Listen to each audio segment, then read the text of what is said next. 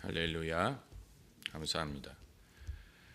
성경 말씀은 신약 성경 야고보서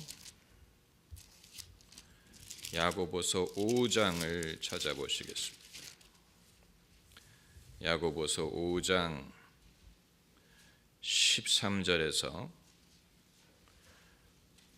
18절까지 말씀. 야고보서 5장 13절에서 18절까지 함께 읽겠습니다. 너희 중에 고난당하는 자가 있느냐? 저는 기도할 것이요. 즐거워하는 자가 있느냐? 저는 찬송할지니라. 너희 중에 병든 자가 있느냐? 저는 교회의 장로들을 청할 것이요. 그들은 주의 이름으로 기름을 바르며 위하여 기도할지니라. 믿음의 기도는 병든 자를 구원하리니 주께서 저를 일으키시리라. 혹시 죄를 범하였을지라도 사심을 얻으리라. 이러므로 너희 죄를 서로 고하며 병 낫기를 위하여 서로 기도하라. 의인의 간구는 역사하는 힘이 많으니라.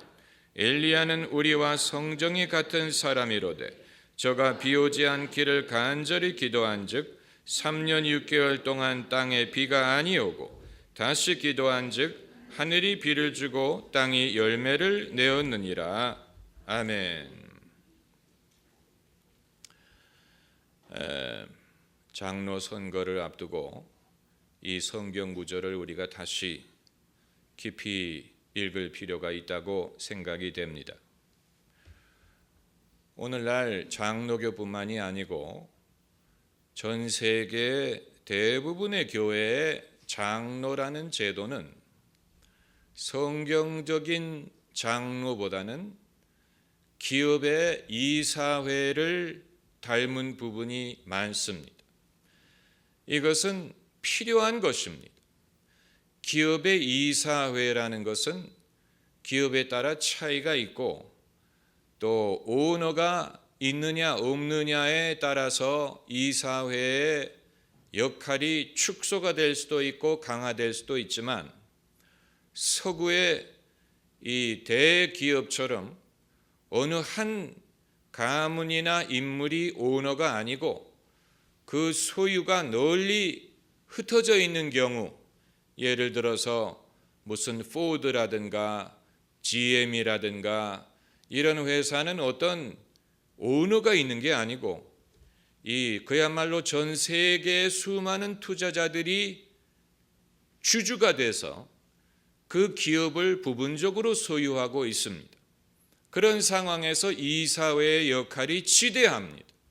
이사회는 여러분이 더 잘 아실 것입니다. 이사회가 구성이 돼서 이사회에서 CEO를 임명을 하고 중요한 인사 결정을 하고 그리고 그 기업 경영에 필요한 결정을 공동으로 내리는 그런 이 장치입니다. 그것이 이사회의 역할이에요. 그런데 이 시대의 대부분의 교회의 당회는 성경이 말하는 그런 장로의 기능보다는 이사회의 기능을 담당하고 있습니다. 이것도 필요한 것입니다. 왜냐하면 교회라는 것이 이 담임 목사 한 사람 내지는 목회자의 결정에 의해서 운영될 수 있는 것이 아니고 성도들의 의견, 성도들의 입장, 또 교회를 더 오래 섬기고 어렸을 때부터 교회와 함께한 분들이 그 당회원이 되었을 때 이 목사는 왔다가 가면 그만이지만 장로들이 그 교회에 충직한 성도로 남아서 교회의 앞길을 결정하고 또 고민하고 기도하는 역할을 감당한다는 면에서는 아주 중요한 것입니다. 아주 중요한 역할이 있습니다. 특별히 목회자가 잘못을 저지른다든가 재정적인 문제가 발생을 한다든가 유고 상황이 발생했을 경우에 그 교회가 흔들리지 않도록 당회가 주축의 역할을 해주는 것은 아주 중요한 것입니다. 그런데 문제는 성경이 장로에 대해서 언급할 때에 그러한 것을 염두에 두었느냐 하는 것입니다. 장로에 대한 성경 구절은 신약 성경 여기저기에 발견이 되고 구약 성경에도 장로에 대한 언급이 있습니다. 모세가 이스라엘 백성을 애굽에 찾아갔을 때 호렙산에서 하나님을 만나서 사명을 부여받고 애굽에 찾아갔을 때 누구를 불렀냐면 이스라엘 백성들 중에 장로들을 불렀다고 했습니다. 그들은 어떻게 장로가 되었고 그 직분이 무엇을 뜻하였는지는 성경이 말하고 있지 않습니다.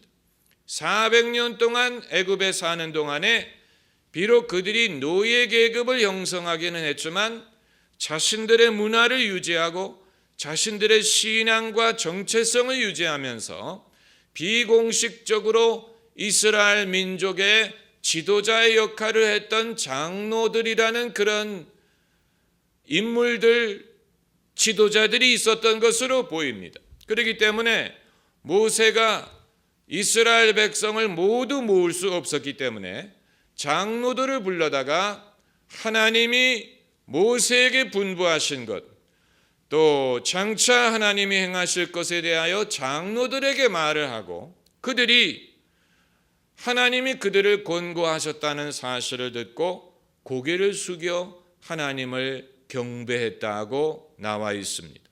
그러나 구약 성경에 이 장로라는 이 직분이 구체적으로 무엇을 의미했고 무엇은 어떤 역할을 감당했는지를 말하고 있지 않습니다. 신약 성경에 와서 초대교회가 아닌 교회가 어느 정도 뿌리를 내리고 교회 전통이 확립되기 시작하면서 바울 서신 중에서도 바울이 초기에 썼던 서신이 아닌 가장 나중에 썼던 디모데 전후서라든가 디도서라든가 이런 바울 서신 중에 제일 나중에 쓴, 다시 말하면 교회가 더 이 교회 역사가 더 깊어진 후에 바울이 감독의 직분을 사모하는 자는 선한 것을 사모하는 것이다 라면서 이제 교회 감독이 될 사람의 자질에 대하여 또 조건에 대하여 말하는 구절을 찾아볼 수 있습니다. 저희 아버님도 장로님이셨는데 장로님 장립을 받으시는 날까지 바울 서신에 그런 구절이 있다는 것을 모르셨어요. 제가 그것을 읽어드려야 했는데 그렇다고 해서 아버님이 장로의 자질이 없으셨느냐?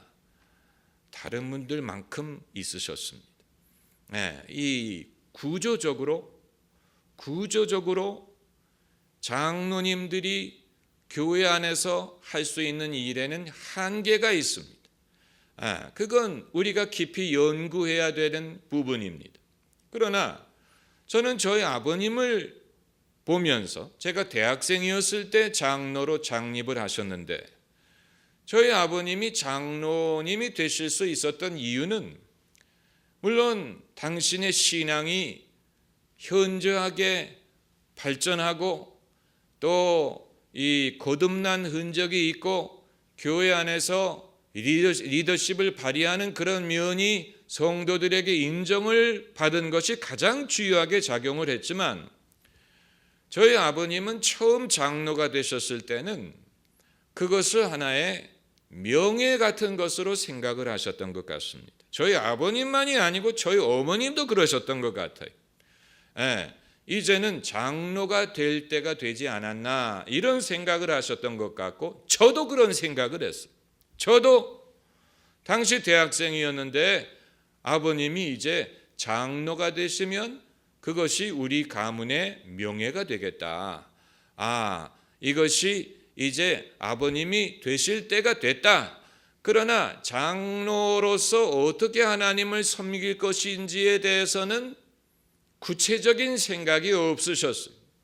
그래서 이건 부끄러운 일이지만 아버님이 장로님이 되신 후에 교회에 무엇인가를 기증을 했어야 했는데 우리 교회는 그런 게 없어요. 우리 교회는 뭐 장로가 되면 그 대가로 뭐 교회 뭐를 헌금하고 그런 거 일절 없어요. 그러나 당시에 토론토 교회는 그게 있었어요. 그래서 저희 아버님은 교회에 복사기를 기증을 하셨는데 우리끼리 얘기지만 당신의 사무실에서 쓰시던 것을 기증하셨어요. 그건 사실 좋은 게 아니에요. 기증을 하려면 새 거를 기증을 하셔야 되는데 우리 아버님이 구두쇠시기 때문에 안 할 수는 없고 그래서 사무실에서 쓰시던 복사기를 기증을 했어요. 우리 어머님이 그것을 약간 못마땅하게 생각하셨어요. 그러나 그런 것은 아내도 강요할 수 있는 것이 아내가 그런 것에 대해서 여보 그것은 옳지 않소. 뭐 생활비를 줄이는 한이 있더라도 뭐 그런 식으로 할 수 있는 것이 아니었어요. 그런데 제가 저희 아버님을 오랜 세월 동안 지켜보면서 진정한 사역자며 목회자의 사역의 파트너로서의 장로의 사명을 생각하시게 된 것은 돌아가시기 한 5년 전부터였을 거라고 생각이 됩니다. 그때 비로소 장로가 된다는 것이 어떤 것인지를 감을 잡으신 것 같아요. 돌아가시기 한 5년 전 건강이 급속히 나빠지시고 당시에 저희 아버님이 장로 장립을 받은 교회에서 떠날 생각을 하셨어요. 그 이유는 뭐 복잡하기 때문에 말씀을 드릴 수가 없지만 은혜가 되지 않는다고 생각을 하시고 저희 아버님과 어머님이 그 교회를 떠나려고 생각을 했어요.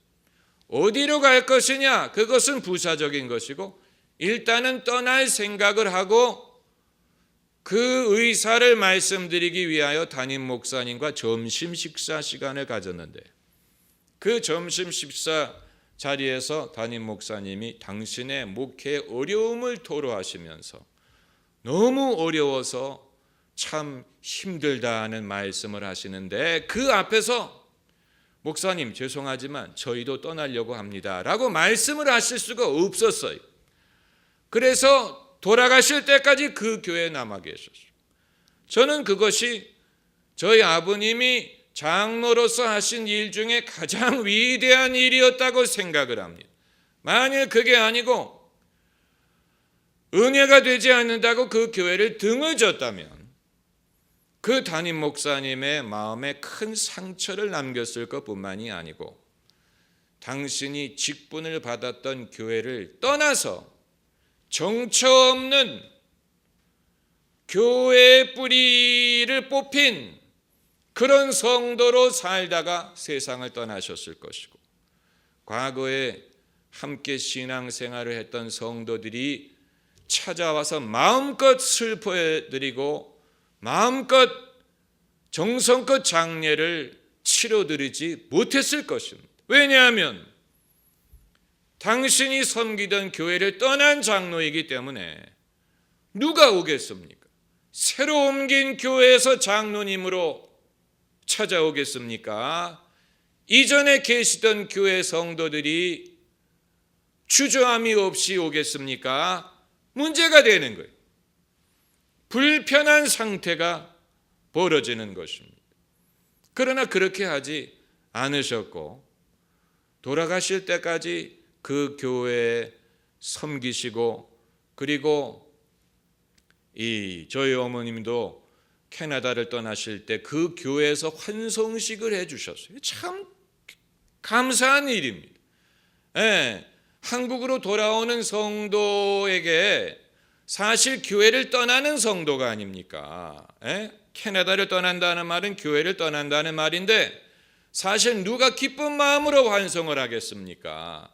그럼에도 교인으로서의 성도로서의 사랑과 정이 있었기 때문에 담임 목사님과 장로님, 권사님들, 집사님들이 식당에 모여서 환송식을 하고 노래를 불러드리고 축복 기도를 해드리고 그렇게 해서 저희 어머니가 한국으로 오실 수가 있었던 것인데 그것은 그냥 되는 것이 아니고 평생 직분을 맡은 자로서 하나님과 교회에 사랑을 드리고 충성을 하지 않으면 그렇게 될 수가 없습니다. 그렇게 될 리가 없습니다.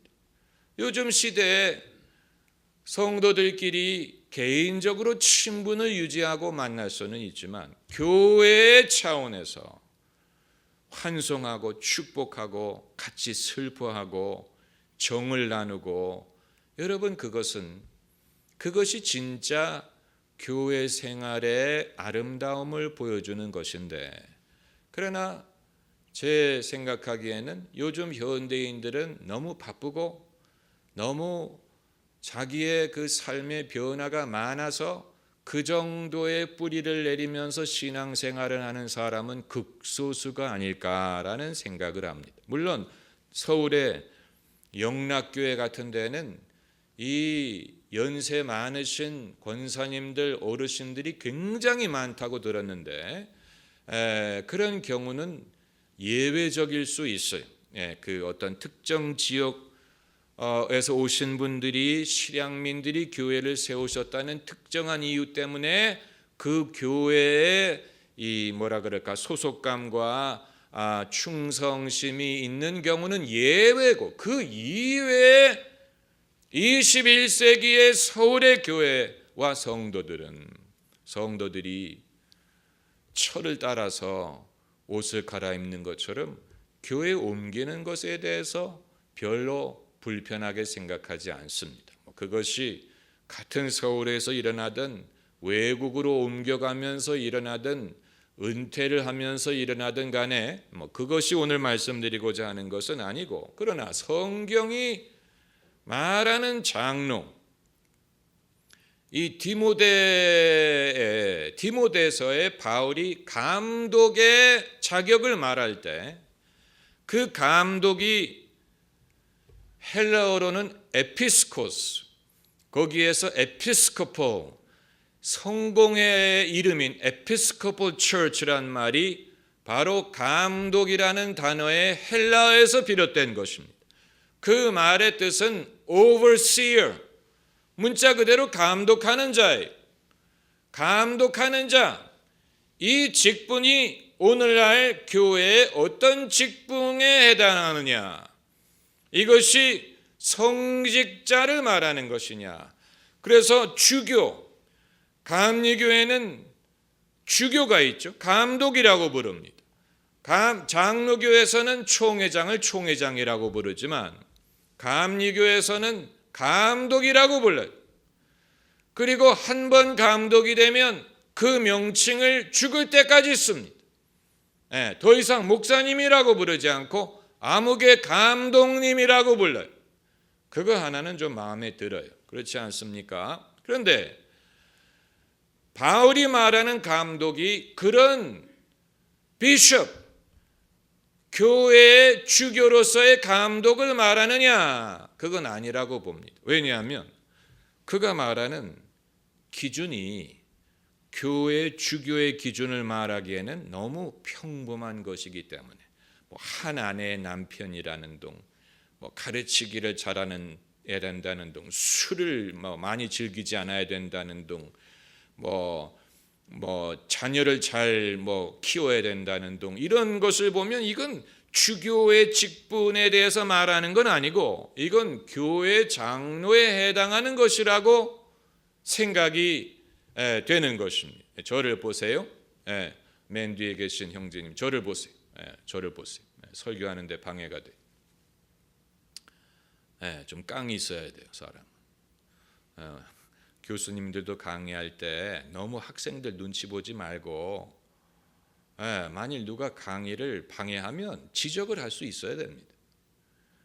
자네 그렇게 전화하지 말라고 내가 강의 중이라고 이렇게 얘기해야지. 그러지 않고 막 학생 눈치 보고 막 그래가지고서는 다른 학생들이 계속해서 불편하게 생각합니다. 이 리더십을 가지려면 깡이 있어요. 배짱이 있어요. 사람들이 욕을 하든 뭐 싫어하든 상관없어 하는 그게 있어야 되는데 과연 요즘 사람들은 그런 용기를 가진 사람이 몇 명이나 될지 의문스럽습니다. 좀 일부러 그런 상황에서 깡을 가져야 됩니다. 여러분 그건 별개 주제입니다. 그건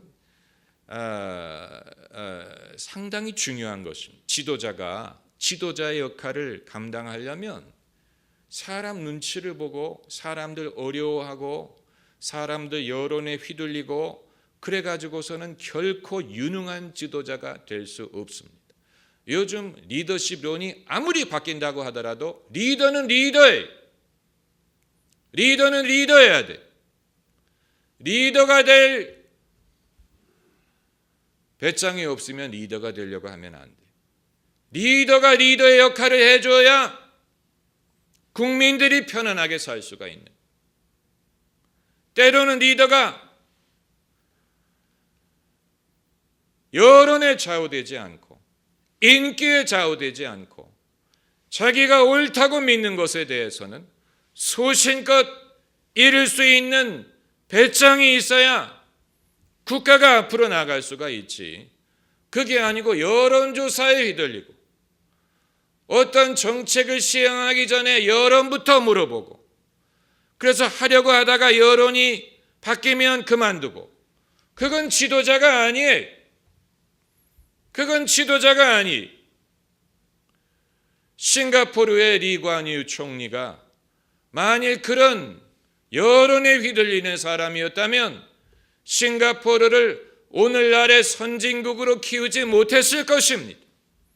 우리는 우리의 경험에서는 수긍하려고 하지 않기 때문에 남의 나라의 예를 들어야 수긍하는 그런 버릇이 있어요. 우리 자신의 경험에서는 인정을 하려고 하지 않아요. 남의 경험에 대해서 얘기를 해야 그제서야 그렇구나 이렇게 인정을 하지.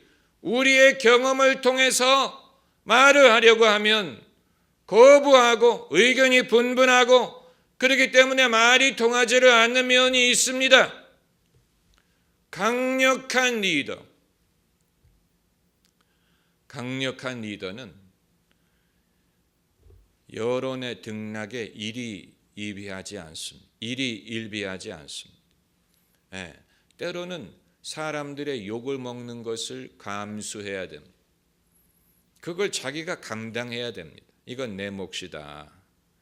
지금은 힘들지만 다시 나를 증명할 수 있을 것이다. 이런 용기가 있어야 돼요. 여러분 나폴레옹의 전기를 좀 읽어보세요. 나폴레옹이 전쟁에서 이기면 국민들 간의 인기가 높아지고 전쟁에서 지면 국민들이 등을 돌렸어요. 나폴레옹도 그랬어요. 그가 러시아 캠페인에서 패배하고 돌아왔을 때 인기가 땅에 떨어졌어요. 결국 그는 패하고 어디로 유배를 갑니까? 엘바 섬으로 유배를 가지 않습니까? 사람들은 그가 끝났다고 생각했어요. 그러나 나폴레옹이 엘바 섬에서 탈출을 해가지고 프랑스 영토에 돌아왔어요. 그런데 나폴레옹을 체포하라고 왕이 보낸 군대가 나폴레옹에 합류를 하기 시작했어요. 나폴레옹이 나는 너희의 황제다. 나를 향해 총을 쏠 자는 쏴라. 그랬더니 병정 한 명이 졸도를 해버렸어요. 그리고 나머지는 만세 나폴레옹을 부르면서 나폴레옹에 합류를 해버렸어요. 그래가지고 나폴레옹이 항구에 도착해가지고 파리로 가는데 그를 잡으러 보낸 군대가 전부 다 나폴레옹 편을 들어가지고 나폴레옹이 파리로 돌아왔을 때는 큰 군대를 몰고 들어왔어요. 그래가지고 그 사이에 영국과 독일이 왕으로 세웠던 왕은 도망가 버리고 나폴레옹이 다시 프랑스의 황제가 될 수 있었던 것입니다. 그게 옳으냐 그르냐 뭐 그걸 떠나서 대단한 배짱이 유배 같던 사람이 프랑스 백성이 자기를 아직도 사랑하고 지지할 것을 믿고 돌아온 거예요. 그리고 정말로 프랑스 국민들은 나폴레옹을 사랑했어요. 그리고 지지했어요. 그래서 그를 잡으러 간 군인들마저도 그 편이 됐어요. 여러분, 이건 대단한 리더십의 모습입니다. 대단한 리더십이 오늘날 나폴레옹과 같은 리더십이 있는 사람이라면 폭군이라고 욕을 먹을 것이지만 폭군이든 뭐든 사람이 어떤 욕을 하더라도 그만한 리더가 있는 백성은 복이 많은 것입니다. 그래서 수백 년이 지난 지금도 프랑스는 여전히 보나파르트 나폴레옹을 영웅으로 여기고 그를 그리워하고 자랑스러워하고 그렇습니다. 그들의 프랑스의 역사에 있어서 나폴레옹을 빼고 생각할 수 없을 정도로 큰 비중을 차지하게 됐는데 그건 그가 뭐 훌륭한 사람이고 프랑스의 영광을 높이고 그런 것도 있지만 그는 위대한 지도자였기 때문에 그런 것입니다. 프랑스 사람들이 보나파르트 나폴레옹을 생각할 때 자부심을 느끼게 되죠. 자부심. 나는 같은 프랑스인이라는 것을 자랑스럽게 생각한다. 자부심을 갖게 했어요. 이게 지도자의 자부심. 프랑스인 같은 민족이 됐다는 것에 대한 자부심, 그와 같이 전쟁에 나갔다는 것에 대한 자부심. 그때만 그렇다고 생각하지 않습니다. 어느 시대든 사람들은 그런 사람이 있어주기를 바란, 자기가 그걸 할 수 없기 때문에, 자기가 그만한 능력이 없고 기회가 없기 때문에 누군가가 그런 역할을 해주기를 바라는데, 우리 민족도 그런 것을 바라는 면이 있지만, 그러나 불행하게도 공존하는 것은 사촌이 땅을 사면 배가 아프고 누가 높아지는 것을 싫어하고 서로 헐뜯고 서로 욕하고 원망하고 이런 것이 공존하다 보니까 정치가 결코 안정을 이루지 못하고 나라가 힘을 결집하지 못하고 개인적으로 봤을 때는 재주가 많은 민족인데 그 힘을 합치지 못하는 그런 나라의 모습이 되고 있는 것입니다. 이건 우리가 깊이 생각해야 되는 문제. 개인적으로 봤을 때는 한국인들은 IQ도 높고 손재주가 많고 재능이 많아요. 그러나 국가적으로 봤을 때는 그 힘을 발휘하지 못합니다. 그래서 우리보다도 개인적으로 떨어지는 그런 나라가 오히려 더 국가가 결집하고 힘을 모으고 국민의 장점을 활용하고 그리고 나라가 질서가 있고 그런 나라들이 있는 것입니다. 우리가 깊이 생각해야 되는 부분이, 야고보가 오늘 본문에서 말하는 것은 장로가 이런 사람이어야 된다고 말한 건 아니에요. 너희 중에 병든 자가 있으면 이렇게 하라는 말을 하려고 한 것입니다. 그러나 그럼에도 불구하고 그가 뭐라고 처방을 했냐면, 너희 중에 병든 자가 있느냐? 병든 자가 없을 때가 없죠. 항상 병든 자가 있어요. 그런데 그가 저는 교회의 목사들을 청할 것이요라고 하지 않고 장로들을 청할 것이라고 했어요. 엘더를 부르라고 했어요. 엘더. 오늘날의 장로의 기준을 적용한다면 과연 몇 명이나 이런 일을 할 수 있었을까를 우리가 생각을 해봐야 됩니다. 그래서 좀 더 구체적으로 야고보가 말하기를 교회 장로들을 청할 것이요 그들은, 그 말은 장로들은 주의 이름으로 기름을 바르며 위하여 기도할지니라. 그냥 기도할지니라고 말해도 되는데 왜 기름을 바르며라는 말을 했느냐? 이것은 성령을 상징하는 것입니다. 실제로 지금도 병자를 위해 기도할 때 기름을 바르는 교회들이 있어요. 제가 훈로신학교 다닐 때 기름병을 들고 다니는 학생을 봤어요. 중년의 나이에 신학교를 들어온 분인데 그분은 성경 말씀대로 요만한 유리병에 올리브 오일을 담고 다니고 누가 기도를 부탁할 때 그 병 뚜껑을 열고 기름을 손가락 끝에 묻혀가지고 바르며 기도를 합니다. 그런데 그냥 기름만 바르는 게 아니고 그분이 기도할 때 성령이 역사하죠. 성령이 역사. 이 구절을 문자 그대로 적용한 것입니다. 왜 야고보가 기름을 바르며 위하여 기도할지니라라고 처방을 했느냐? 모름지기 교회 장로는 성령을 아는 사람이요 성령과 친한 사람이요 성령의 능력에 붙들리는 법을 아는 사람이요 성령의 능력을 경험하는 사람이어야 된다는 얘기예요. 이것이 오늘날 적용하기가 힘들어요. 저희 교회 얘기를 하는 게 아니에요. 어느 교회든 마찬가지. 저는 이제껏 신앙생활하면서 많은 교회를 다녀봤는데 성경적인 기름을 바르며 병자를 위해 기도할 수 있는 장로들이 있는 교회는 극히 드물었어요. 이것은 이론과 실천의 차이의 어려움 때문에 기인한 것이라고 볼 수도 있고 그만큼 성령에 가까운 사람이 드물다는 것을 보여주기 때문이기도 하다고 봅니다. 그러나 성경이 제시한 그 목표를 우리가 포기할 수는 없어요.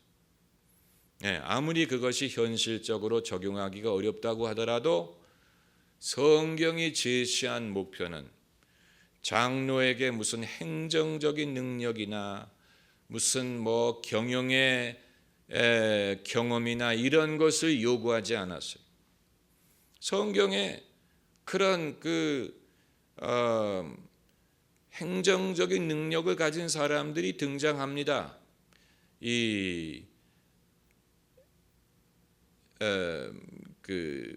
니고데모라든가 또 부자 누구지요? 예수님에게 자신의 무덤을 드렸던 사람이 누굽니까? 아리마대 요셉. 이런 사람들은 행정적인 능력이 뛰어났던 사람으로 보입니다. 어떤 문제가 발생했을 때 그 문제를 금방 해결할 수 있는 그런 능력을 보였죠. 아주 문제를 쉽게 처리하는 그런 능력이 있었어요. 그러니까 그런 능력을 가진 사람들도 초대교회에 있었습니다. 그러나 야고보가 빗대어서 말한 장로의 역할은 그런 것이 아니었어요. 병든 사람이 있을 때 기름을 들고 찾아가서 기도해 줄 수 있는 사람을 요구했어요. 기름을 들고 찾아간다는 말은 성령이 함께 하신다는 얘기. 이건 어려워요. 신학교에서도 성령에 대해서 가르치지 않아요. 신학생이 무슨 조직신학이든 신약신학이든 선교학이든 윤리학이든 목회학을 배울 수는 있지만 정작 성령에 대해서 가르치는 신학교는 거의 없어요. 그만큼 성령에 대해서 가르치는 것이 어렵다는 얘기. 이건 교회 생활을 하면서 경험을 해봐야 됩니다. 우리가 바라고 기도하는 그런 교회의 모습이 그런 것입니다. 우리는 한국의 장로교의 장단점을 이미 겪어봐서 압니다. 장점도 있고 단점도 있어요. 그러나 세월이 지나고 보니까 장점이 그렇게 많은 것 같지 않아요. 한국의 장로교가 장점이 그렇게 부각되는 것 같지 않아요. 그러므로 우리는 왜 야고보가 장로의 역할에 대해서 말할 때 기름을 말했느냐를 생각을 할 수 있어야 됩니다. 기름을 바르며 기도할지니라. 그냥 기도하는 게 아니고 기름을 바르며 기름 부음이 따르는 기도라는 말이에요. 병자를 위해 기도하는 사람은 많아요. 그러나 기름 부음이 따르는 사람은 많지 않습니다. 어떤 분들은 그걸 못마땅하게 생각할 것입니다. 아니 목사님 기도하고 정성껏 기도하면 됐지. 기름 부음이 내 마음대로 되는 게 아닌데 그냥 정성껏 기도하면 됐지. 뭐 그런 것까지 요구를 합니까? 그러나 성경은 기름 부음을 전제합니다. 살리는 것은 영이니 육은 무익하니라. 예수님이 제자들에게 지속적으로 가르치려고 했던 것이 바로 믿음과 기름 부음에 대한 것이죠. 왜 우리는 귀신을 내쫓지 못했나이까? 기름 부음이 없기 때문에 그런. 기름 부음이 부족하기 때문에 그런 것입니다. 이건 누누이 예수님이 가르치려고 했던 것입니다.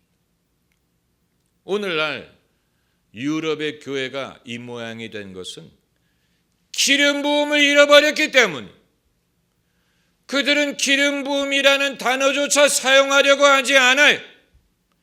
기름 부음이라는 단어는 생소한 개념이에요. 아마 이건 샤머니즘적이다라고 생각할지 몰라요. 그러나 그렇지 않습니다. 기름 부음이 없는 설교, 사람을 회심하게 하지 못해요. 기름 부음이 없는 기도, 그것은 힘이 없어요. 힘이 없어요. 기름 부음이 없는 목회, 그것은 교회를 부흥시키지 못합니다. 기름 부음이 필요해요. 기름 부음을 요구하는 것을 이상하게 여기면 그건 당연한 것입니다. 왜냐하면 사람이 거듭나는 것은 성령으로 말미암는 것이기 때문에. 그럼 어떻게 하라는 얘기입니까? 여러분이 이제부터라도 기름 부음을 사모하고 다른 어떤 기준보다 세상에서 중요하게 여기는 어떤 실력보다도 하나님 나라에서는 기름 부음이 있어야 돼요. 기름, 성령과 가깝고 성령과 친하고 성령을 알고 성령이 나를 통해 역사하시고 성령이 나를 통하여 말씀하시게 해야 됩니다. 할렐루야. 기도하십시다.